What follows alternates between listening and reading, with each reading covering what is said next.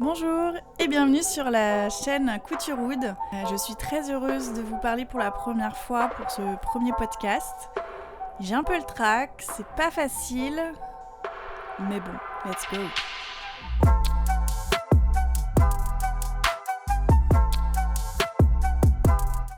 Je vais donc vous présenter aujourd'hui un peu mon projet Couturewood, pourquoi je l'ai créé, qui je suis et qu'est-ce que la marque va représenter. Donc on va commencer par moi, je m'appelle Maude, je suis bisou doudou sur les réseaux sociaux depuis 11 ans, j'ai commencé mon blog en 2008. Alors effectivement mon nom il est pas terrible, j'en ai bien conscience, sauf que quand je l'ai choisi, les blogs étaient plutôt à consonance un peu rigolote et il paraît que je suis un vrai bisounours dans la vie. Et donc j'ai choisi ce pseudo qui me représentait plus ou moins. C'est vrai que c'est assez particulier, mais bon voilà, écoutez, j'ai essayé d'en changer plusieurs fois et finalement comme j'aime pas tant le changement et que j'étais connue comme ça, il est resté et ça me convient. Donc pour vous parler de moi, je suis styliste modéliste de formation. Après le bac, j'ai fait un bac S, scientifique donc. J'ai fait 3 ans d'études dans le stylisme et le modélisme à l'école Sup de Mode à Lyon, une très très bonne école qui m'a vraiment très bien formée et professionnellement, personnellement, ça m'a apporté énormément de choses. J'ai travaillé après en tant que styliste, réellement styliste dans diverses entreprises très variées. J'ai fait du ruban de décoration, donc plutôt du tissage. J'ai travaillé dans la maille, voilà, c'était vraiment des entreprises qui m'ont beaucoup plu. Ensuite, certaines le savent peut-être, je suis partie pendant 3 ans vivre en Estonie pour suivre mon conjoint, où là-bas j'ai travaillé dans d'autres emplois, on va dire que le stylisme réellement. J'ai fait de ce qu'on appelle de refashion, du détournement de vêtements, donc j'ai récupéré des vêtements qui étaient abîmés, neufs mais abîmés, fermetures cassées, boutons, trous, et on en refaisait d'autres vêtements qu'on vendait à l'occasion de ventes très ponctuelles dans des centres commerciaux. Ça m'a occupée et j'ai trouvé ça très très bien, très très fun. J'ai beaucoup aimé cette expérience et ça m'a apporté le plaisir de faire du neuf avec du vieux, même si là c'était pas tellement vieux, mais ouais, ça c'était chouette. Donc comment j'en suis arrivée à faire de la couture? Alors en fait, j'étais pas du tout dans cette optique-là au départ. Moi je voulais être instit en maternelle, depuis que je suis toute petite jusqu'à l'année du bac. J'ai toujours été un peu quand même dans ce monde-là. J'avais donc ma grand-mère maternelle était couturière. Alors elle, c'était pas du tout par passion, mais ça a été par convention, on va dire. Elle a arrêté assez tôt quand elle a eu ses filles. Mais j'ai toujours vu sa machine à coudre, une vieille Singer à pédale dans la cuisine. J'ai toujours joué avec sa boîte à boutons, parce qu'elle a toujours accommodé des trucs. Elle m'a pas vraiment cousu de vêtements à part entière quand j'étais petite. C'est moi qui lui ai demandé quand j'étais ado. Notamment une très belle robe noire longue qui m'a servi de déguisement et qui m'a beaucoup plu. Et je l'ai vu faire et ça m'a toujours beaucoup attirée. Voilà. Et du côté de mes grands-parents paternels, donc ils étaient paysans tous les deux, ils avaient une ferme avec plein d'animaux, c'était un endroit super et ils avaient une double casquette, ils avaient un grand atelier où ils avaient des métiers à tisser, 3 dans mes souvenirs, et j'étais fascinée, mais vraiment fascinée par ces machines, ces fils qu'on tissait et qui devenaient quelque chose de réel, c'était assez incroyable. Et j'ai toujours en moi ce souvenir de ces métiers qui fonctionnaient. Le bruit, l'odeur, c'est quelque chose que j'ai encore aujourd'hui. Je ferme les yeux et je ressens ça. Et c'était quelque chose que j'adorais voir. Donc j'étais quand même dans ce milieu-là. Ma grand-mère cousait un petit peu, elle avait une vieille machine, une vieille Elna dont j'ai hérité, j'ai fait mes armes dessus, même si honnêtement j'ai pas le souvenir de l'avoir vue s'en servir jamais. En tout cas, voilà, quand il a fallu se positionner sur la suite des études au bac, je me suis demandé ce que je voulais faire et j'avais quelque chose qui était sûr, je voulais faire de la couture, je voulais apprendre à coudre. C'était une évidence. Et je me suis dit, qu'est-ce que je vais faire de ça ? Et là, d'un coup, je ne sais pas pourquoi, je me suis dit, je vais faire styliste. J'aimais bien la mode, j'aimais bien avoir un style particulier, mais j'étais pas non plus une fanatique de la mode. Et voilà, et je me suis dirigée là-dessus, et ça m'a plu, ça m'a vraiment plu. Donc j'ai visité Subdumode, j'ai adoré l'ambiance, et là je me suis dit, oui, c'est moi. Bon, il faut savoir que j'étais donc en option art plastique. Depuis toujours, j'ai toujours aimé dessiner, bricoler, voilà. Il y avait quand même quelque chose de très manuel autour de moi. Et donc j'ai commencé mes études avec beaucoup d'incertitudes parce que je me sentais pas du tout à ma place. C'était pas facile la première année, j'étais entourée de gens brillants et qui avaient cette passion depuis toujours, qui avaient une personnalité forte, un style très très marqué. Et moi, j'étais un peu déroutée. Je dois bien avouer que c'était un peu compliqué la première année de me positionner. Mais j'ai découvert surtout le modélisme et ça a été vraiment une passion tout de suite. Bon, je peux dire que je suis matheuse et les maths et le modélisme, ça match. Donc vraiment, je me suis beaucoup amusée dans les cours de modélisme, à plat plus que le moulage. Je dois bien avouer que je préfère la coupe à plat au moulage. Et donc dans les cours de couture que j'ai découvert à cette occasion, puisque j'avais un peu cousu sur la machine à pédales de ma grand-mère, mais vraiment 3 fois rien parce que c'était pas électrique et que c'était très compliqué. Ceux qui ont déjà pratiqué sur une machine à pédales savent que il faut avoir vraiment le rythme, sinon la machine elle revient en arrière, elle coupe le fil. Et moi le rythme, clairement je ne l'avais pas. Bref, donc pour revenir au moulage et à la couture, donc j'ai découvert ça, moulage, coupe à plat, couture. J'ai découvert ça à l'école et je me suis régalée. Donc je faisais beaucoup de choses à la maison le soir, je m'entraînais. Enfin voilà, de toute façon, il n'y a pas de secret, il n'y a que la pratique pour réellement réussir dans la vie. Donc voilà, donc après je suis partie, j'ai travaillé, voilà. Ensuite je suis repartie, j'ai ouvert mon blog, entre temps, enfin c'est un peu tout dans le désordre, mais bref c'est un peu l'idée. Et en Estonie évidemment je suis partie avec mes machines à coudre, puisque pour moi c'était juste pas possible de partir sans. Je ne me voyais pas faire passer 3 ans dans un pays assez froid, faut bien l'avouer, sans machine. Donc j'ai énormément cousu pendant ces 3 ans, ça m'a pareil apporté beaucoup d'expérience. Alors souvent je fais mes patrons, faut bien avouer, j'ai toujours un peu fait mes patrons. J'ai beaucoup habillé les gens autour de moi, ma famille, mes amis. Et donc j'aime bien faire mes patrons, mais j'ai aussi fait du burda, pas beaucoup d'indépendants. J'ai commencé sur le tard, les indépendants. C'était pas forcément en vogue à ce moment-là et pas forcément accessible pour moi, parce que j'avais pas de sous, très peu de sous là-bas. Donc voilà, je faisais mes patrons plutôt, où je partais de mes 2 burdas que j'avais et je modifiais en fonction. Je participais au site Thread and Needles qui a ouvert en 2010. Moi je m'y suis inscrite en 2011 je crois, et en 2013 on m'a proposé de faire mon portrait à l'occasion des Needle Notes du mois. Et suite à ça, je crois que mon parcours et mon portrait leur a plu. Elles m'ont proposé de faire partie de la rédac, ce que j'ai accepté avec grand plaisir. Donc en 2013, je rentre à la rédac de Thread and Needles et je commence à écrire des articles un peu techniques, parce que la technique c'est un peu mon dada, c'est un peu ce que j'aime, et puis forcément de par ma formation, je pense que je suis assez légitime. Et donc j'ai eu cette opportunité d'intégrer cette rédac, bénévolement évidemment. Je suis devenue la trésorière par la suite, quand le trésorier est parti, il fallait que quelqu'un se dévoue, et donc je me suis dit pourquoi pas. Ça m'a permis d'apprendre plein de choses qui me servent aujourd'hui dans mon métier. Donc ça c'était vraiment très chouette. Et donc en 2015, mon éditrice, Laurence des éditions La Plage, me contacte. Elle trouve mes articles sur Thread and Needles intéressants. Elle aime bien ce que je fais sur mon blog et elle me dit voilà, je lance une nouvelle ligne de livres sur la couture et ton profil m'intéresse, est-ce que tu veux en être ? Mon fils était tout petit, je sais pas, il devait avoir 2 ou 3 mois. Je me dis oui, non, c'est compliqué. Et puis là, je me dis non, il faut que j'accepte. J'avais un boulot alimentaire vraiment pas terrible. J'étais encore en congé parental. Et là, je me dis, c'est un signe, je prends.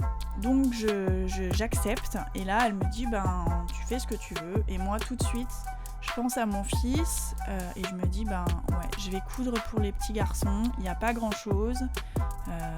C'est un sujet qui me parle, qui me plaît. Banco. Donc je travaille d'arrache-pied pendant une très grosse année. Entre-temps, je tombe enceinte de mon deuxième bébé, mon deuxième fils. Je finis le livre très très enceinte et j'accouche juste avant la sortie du premier livre donc. Et en septembre 2016, j'ai la grande joie de voir mon livre en rayon dans les librairies qui s'intitule « C'est un garçon, trousseau couture pour les bébés de 3 mois à 3 ans » dont je suis, je dois bien avouer, très fière. Moi, c'est un livre qui m'a beaucoup servi parce que j'ai habillé mes enfants exclusivement avec celui-ci, il faut bien avouer, pendant longtemps. Encore aujourd'hui, ils ont 4 ans et demi et 3 ans. Je m'en sers encore. Mon fils, l'aîné, est pas très grand et pas très gros, donc j'allonge un peu les chemises, par exemple, les bras et le bas, et il rentre dedans parfaitement.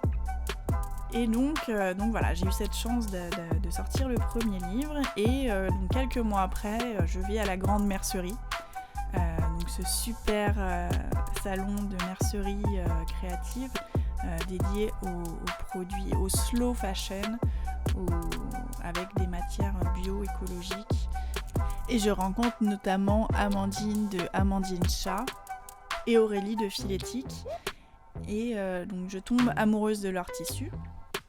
Et là, je rencontre une partie des équipes de la plage et par hasard, je propose un sujet sur les hommes en disant peut-être que le prochain livre, j'aimerais bien travailler sur la garde-robe masculine. Le lundi, donc vraiment très très peu de jours après, Laurence me contacte en me disant on m'a parlé de ton projet, ça m'intéresse. Il n'y a pas beaucoup de choses, je pense que ça peut être sympa. Et donc voilà, le deuxième projet qui était une vague idée lancée autour d'un verre a fini par aboutir. Et donc là, ça m'a demandé beaucoup plus de travail parce que l'homme, c'est quand même un peu plus compliqué. Il y a plus de taille, il faut que ça tombe parfaitement, il y a plus d'ajustements. Et donc j'ai passé 1 an et demi à travailler sur ce projet. J'ai quand même 2 enfants en bas âge à ce moment-là, je suis en congé parental, toujours. Et donc je me lance corps et âme à ce projet que j'aime beaucoup. J'ai la chance d'avoir un conjoint qui correspond parfaitement à ma taille M. Donc tout est fait sur mesure sur lui et les grandes tailles, je les teste sur mon papa. Pour certaines, pas pour toutes. Donc voilà, donc je travaille d'arrache-pied sur celui-ci, j'en fais des photos qui sont magnifiques. J'ai la chance de travailler avec une super photographe de Marseille qui s'appelle Caroline Ferraud. Et donc sort en janvier 2019 le livre Monsieur Couture pour Homme, qui taille du XS au XXL. Et à la suite de ça, je me dis qu'est-ce que je fais ? Je retourne dans mon métier alimentaire, j'essaye de trouver quelque chose qui me correspond. Clairement, j'avais envie de rester dans ce monde d'édition. Et puis, il faut bien avouer, c'est mes lectrices qui m'ont vraiment motivée, boostée. J'ai de la chance d'avoir vraiment des lectrices hyper bienveillantes qui m'ont vraiment poussée à ce que je continue en me disant moi c'est un garçon, je veux la suite, mon mari je l'habille en monsieur, il adore, il en redemande, et là je me suis dit peut-être que finalement c'est ça ma voie, c'est un signe. Moi je crois beaucoup aux signes, j'ai beaucoup suivi les signes dans ma vie et ça m'a toujours porté chance, donc croisons les doigts pour que ce soit de nouveau le cas. Et donc voilà, je me dis qu'est-ce que je fais, et là je me suis dit il faut que je crée ma ligne de patron. Il faut que je reste sur cette lancée et il faut que je trouve ma voie. Et j'ai décidé de faire du patron masculin parce que finalement, ça me plaît bien. Il n'y a pas beaucoup d'offres. Il faut bien avouer qu'il faut bien trouver aussi sa voie, son créneau, parce qu'il y a quand même beaucoup de marques indépendantes aujourd'hui. Et donc je décide de faire du patron masculin de la naissance à la grande taille pour qu'il y en ait pour tout le monde et que ce soit un patron qui évolue avec l'enfant, où on peut aussi habiller toute une fratrie, on peut aussi habiller un look père-fils, enfin voilà, c'est pour tous les goûts et moi j'aime bien ça, je l'ai fait avec mes enfants et mon conjoint et je trouve que c'est très mignon, très chouette. Donc la naissance de Couturewood, alors on va pas dire que ça a été fluide, que ça a été facile, parce que ce serait vraiment vous mentir. Ça a été compliqué. Ça a été compliqué parce que je suis quelqu'un d'assez indécise finalement dans la vie.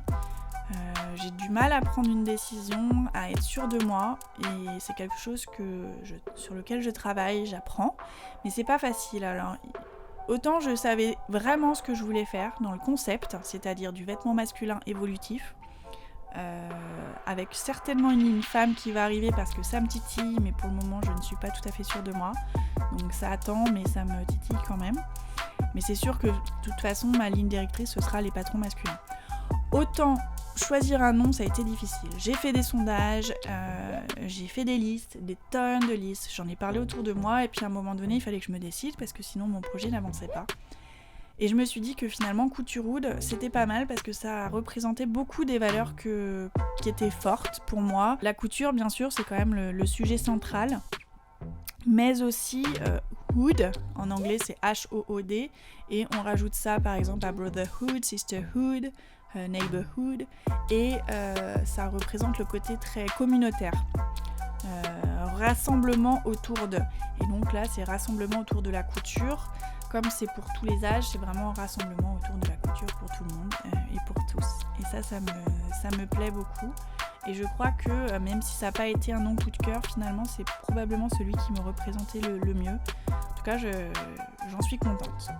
C'est une marque que j'espère belle, sur laquelle j'ai beaucoup travaillé. Je me suis entourée d'une super équipe. J'ai pensé évidemment à ma photographe en priorité parce que j'adore son travail et qu'elle me connaît maintenant. Ça fait plusieurs fois qu'on travaille ensemble. Donc c'est toujours Caroline Ferraud qui va faire toutes les photos pour le site, parce que ça me paraissait essentiel de prendre une pro, parce que moi je suis pas photographe, c'est pas mon métier, j'ai pas ce sens de la lumière et du timing et de la photo, de la mise en scène, et elle est très très douée là-dedans et je suis très contente de travailler avec elle. Et puis je travaille avec Nicolas Legrand, qui est donc un ami que j'ai rencontré en Estonie, qui est donc informaticien, qui fait des sites internet, et pareil, voilà, c'était pour moi pas possible de travailler sur le site, je ne me voyais pas le faire, je trouvais que c'était compliqué, j'allais passer trop de temps sur quelque chose dont ce n'était pas mon métier.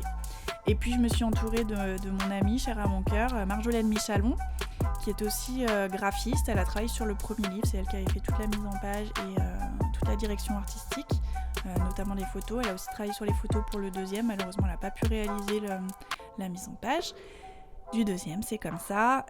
Et donc là j'ai travaillé avec elle pour donc tous les dessins c'est moi qui les réalise, mais elle m'a fait une mise en page, elle m'a trouvé les bonnes typos, les bonnes couleurs, la bonne manière de présenter pour que ça m'aide et pour que ce soit quelque chose de très professionnel et de très beau et de facile. Et pareil, je préfère m'entourer de gens compétents, c'est pour ça que c'est important de savoir déléguer. Voilà. Aujourd'hui, donc, moi, mon travail, c'est donc le stylisme, c'est de rester sur une base assez classique, surtout pour l'homme. On va pas non plus mettre des froufrous. Je me sens pas en tout cas d'en rajouter pour le moment, hein, sait-on jamais, la mode évolue, mais je crois que je vais plutôt rester sur quelque chose d'assez intemporel, avec un détail mode, avec une veine un peu rétro, parce que moi j'aime bien le rétro, j'adore l'histoire et il y a plein de choses qui me parlent en histoire, donc c'est vrai que pour l'homme tout n'est pas adaptable, c'est plus facile pour la femme, mais je recherche un peu ce côté rétro. Donc mon travail consiste donc à faire le stylisme, comme je viens de vous l'expliquer. Ensuite, je fais la coupe à plat, je fais le patron dans une taille. Donc une fois que j'ai fait ce travail de patronage, évidemment je fais des toiles, je fais des modifications, je fais beaucoup de vérifications. Et ensuite je fais la gradation. Donc la gradation actuellement c'est moi qui l'a fait. Donc c'est une étape très longue, pas forcément passionnante, même si moi j'aime plutôt bien la faire, mais ça me prend beaucoup de temps. J'ai quand même espoir dans l'avenir de la déléguer, de la faire faire par il y a des cabinets aujourd'hui de modélisme qui font ça très bien et beaucoup plus rapidement. Donc effectivement aujourd'hui je la fais parce que je n'ai pas les moyens, mais comme la plupart des créatrices aujourd'hui, je ferai appel à ces cabinets extérieurs pour pouvoir me décharger d'une charge de travail assez lourde. Donc aujourd'hui je fais ça, et ensuite bien évidemment vient la partie passionnante de faire des calques. Donc moi tous mes PDF sont proposés avec des calques de taille et des calques avec option avec ou sans valeur de couture. Donc ça c'est beaucoup de travail, ça veut dire qu'il faut séparer chaque élément pour les placer sur chaque calque, ne pas se tromper de calque, ne pas oublier des morceaux, enfin c'est assez complexe. Et ensuite, une fois qu'on a fait ça, donc pour les sans valeur de couture, il faut refaire les valeurs de couture. Donc là, il faut ajouter la valeur de couture pour chaque élément. Vérifier tous les talons, c'est-à-dire que tout correspond correctement au niveau des valeurs de couture. Et refaire de nouveau tout transposer sur chaque calque, ne rien oublier. Après ensuite il faut tout déplacer pour essayer d'utiliser le moins de papier possible. Et puis après vient les formats et je propose ça sous 4 formats. Donc pareil, il faut que je duplique chaque fichier en fonction des formats, que je redéplace. Enfin voilà, c'est quand même, le PDF c'est beaucoup de travail en amont. Et une fois que j'ai fait ça, vient le moment de la gamme de montage. Donc comme je vous l'ai dit précédemment, c'est moi qui dessine tous les dessins. J'utilise des logiciels graphiques pour ça. Ça c'est une partie que j'aime bien. Enfin, bon, j'aime à peu près tout, mais j'avoue que ça c'est quelque chose que j'aime bien, qui m'amuse. Il m'arrive de le faire pour d'autres marques et je trouve ça passionnant parce que c'est comment avec 2 patrons réussir à monter un vêtement. Je trouve que c'est assez magique. Donc je l'ai fait et ensuite je rédige la gamme de montage, je vérifie 50 fois que j'ai rien oublié, que j'ai pas oublié d'étape, puisque chaque étape est dessinée. Ça j'y tiens énormément parce que je trouve que c'est très important pour moi de suivre exactement chaque étape, de comprendre comment se monte le vêtement. Donc pareil, après je couds de nouveau le vêtement en suivant ma gamme de montage pour voir si j'ai pas oublié un élément, si je peux pas ajouter une explication. Alors j'essaye d'être suffisamment explicite tout en étant assez simple et concise. C'est pas si facile, mais j'ai pas envie de vous étouffer sous du texte. Il faut qu'on comprenne tout de suite l'idée, tout en étant quand même avec le petit détail, parce que c'est important quand même que vous compreniez tout et que vous voyez exactement où je veux en venir. Donc une fois cette étape faite, vient le choix très important des tissus pour les prototypes. Donc là c'est pareil, c'est assez long et compliqué. Alors aujourd'hui j'ai fait le choix de ne travailler qu'avec des marques qui proposent du bio, du GOTS, pas de l'Ecotex mais vraiment du GOTS. C'est plus cher, ça me revient beaucoup plus cher puisque il faut bien vous avouer que j'achète toutes mes matières, je les négocie, faut pas se leurrer, je les négocie c'est sûr, mais je les achète. Donc ça c'est très important pour moi de travailler avec le GOTS parce que c'est, comme je vous l'ai dit, j'ai rencontré ces matières, c'est une vraie rencontre que j'ai fait. J'ai rencontré ces matières à la Grande Mercerie, j'ai découvert des créatrices engagées, passionnantes, passionnées qui m'ont révélé un monde que je ne connaissais pas, faut bien avouer. Et je veux vraiment les mettre en valeur, les mettre en avant et que vous puissiez vous aussi les rencontrer, comprendre l'intérêt, l'importance et aussi que vous puissiez vous rendre compte comme c'est agréable de porter une matière GOTS parce que vraiment c'est doux, c'est agréable à porter, enfin c'est assez une merveille. Bon, là je m'égare un peu, c'est pas le sujet, mais voilà. Donc moi j'ai fait un choix clair et net de travailler avec les matières GOTS. C'est pas facile parce que je ne trouve pas toutes les matières que j'aimerais, pas toutes les couleurs, et donc c'est un choix assez compliqué parfois, il faut quand même faire beaucoup de recherches. J'ai une liste de partenaires avec lesquels j'aime bien travailler. Aurélie de Filetic et Amandine de Amandine Chat, évidemment, sont les deux que je privilégie parce que j'aime beaucoup travailler avec elles, j'aime beaucoup ce qu'elles font.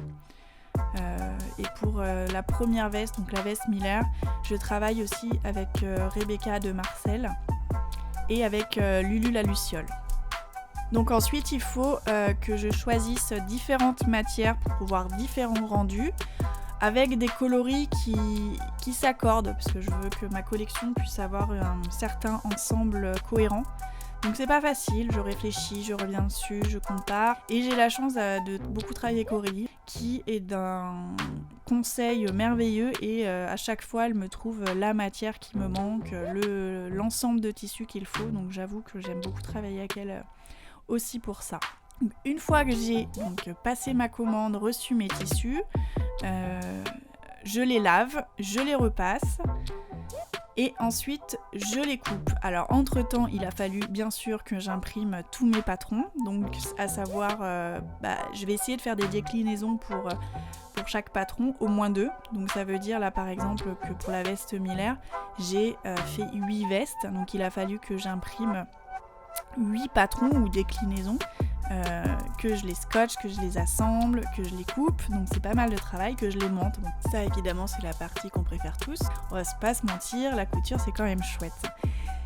Et en même temps, sur une veste, je me suis filmée en train de la coudre pour vous montrer un point technique au niveau, par exemple, de la poche passe-poilée qui est en bord-côte. Pour vous expliquer comment la monter, c'est une vidéo qui va sortir prochainement. N'hésitez pas à vous abonner d'ailleurs à la chaîne si vous voulez pouvoir avoir toutes les actualités, petit aparté. Une fois qu'elles sont cousues, là, je choisis mes mannequins. Donc parfois j'en ai sous la main facilement à la bonne taille et parfois il faut que je fasse des recherches. Ça a été le cas pour l'ado de la veste Miller. J'ai fait des appels pour trouver ma perle rare. Et ensuite, on planifie une séance photo qu'on fait avec Caro. Et donc on fait la séance, donc pareil, ça prend du temps, il faut trouver le lieu, il faut les accessoires. Et une fois que toutes les planètes sont alignées, on fait les photos et tout va bien. Donc après elle retouche.